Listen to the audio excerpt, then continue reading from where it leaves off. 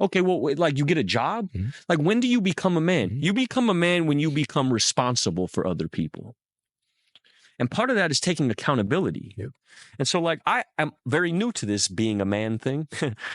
And I'm still not there. That told me going to war made you a man. Going to prison and coming back makes you a man.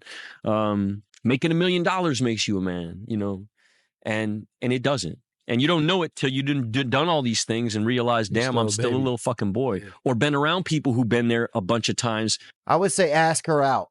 No matter who she is, whether she's a job or a new city, an opportunity or a fear or an actual person, you know, like whatever she is, man, ask her out. That you and I are capable of doing whatever we can see. If we can hold it in our head, we can hold it in our hand. Don't waste your life. Set your goals high. Quit thinking about what's wrong. Start thinking what's right. Love a little more, hate a little less. You have no idea what you're capable of doing. Make up your mind today, you're going to figure it out. You are a man. Stand up and be a man. Make the hard decisions. Make the sacrifices. Make the unpopular decisions. And become comfortable in your own skin. And if you are not a person that you are comfortable being alone with, that is the one person in this universe that you have full power, full right, and full responsibility to change. If I carry on the trajectory I'm carrying on, they're going to put me in jail because I'm too influential. Sacrifice temporary fun for permanent dreams, or sacrifice your permanent dreams for temporary fun.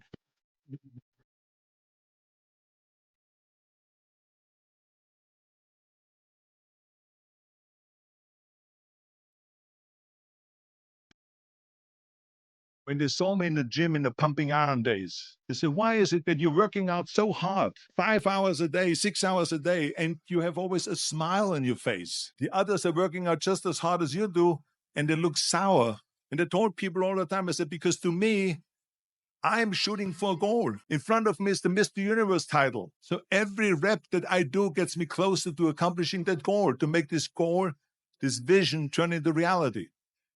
Every single set that I do, every repetition, every weight that I lift will get me a step closer to turn this goal into reality. So I couldn't wait to do another 500-pound squat.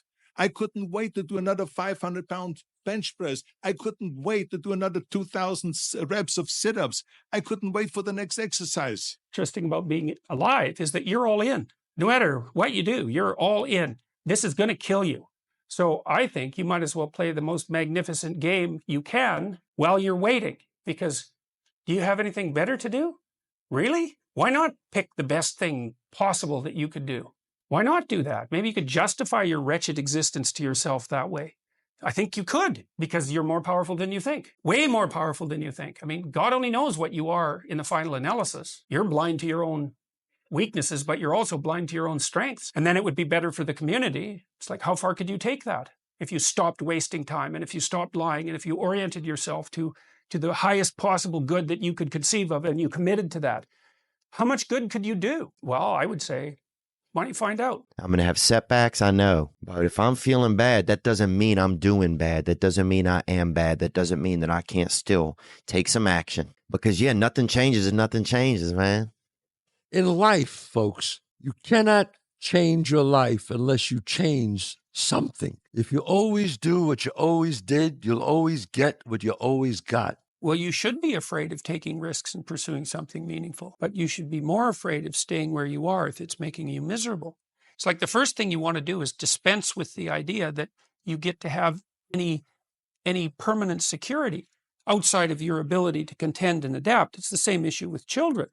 It's like, you're paying a price by sitting there being miserable. And you might say, well, the devil I know is better than the one I don't. It's like, don't be so sure of that.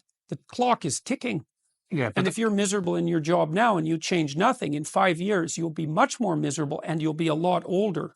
The hardest thing in life is figuring out who you are and what you want to do for the rest of your life. And once you figure that out, you wake up every day and you work toward it. It's impossible for you to fail if you know who you are, what you want to do, and you wake up every day and work toward it. When I seen that Bentley at the boxing gym and I seen that diamond Rolex, I said, I want that. And I knew what it took. So I know when my opponent is asleep, I'm out there at 4 or 5 in the morning, chopping trees, working to this day, because I can retire today.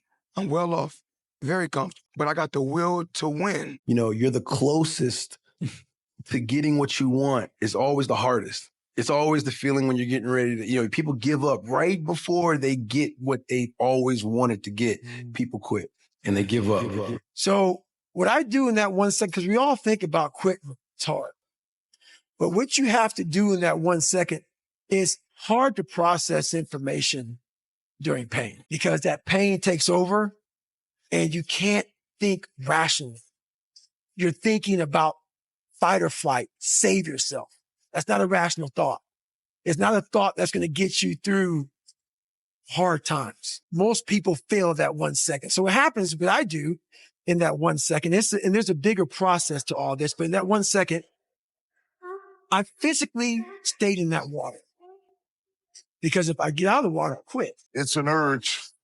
Truth be told, every champion has felt it.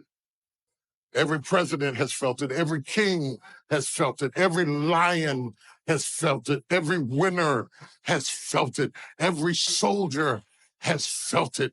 Every victorious person has felt it. The urge. Quit. Don't you give up on your dream. Everybody has a turn back moment. You have a moment where you can go forward or you can give up. But the thing you have to keep in mind before you give up is that if you give up, the guarantee is it will never happen.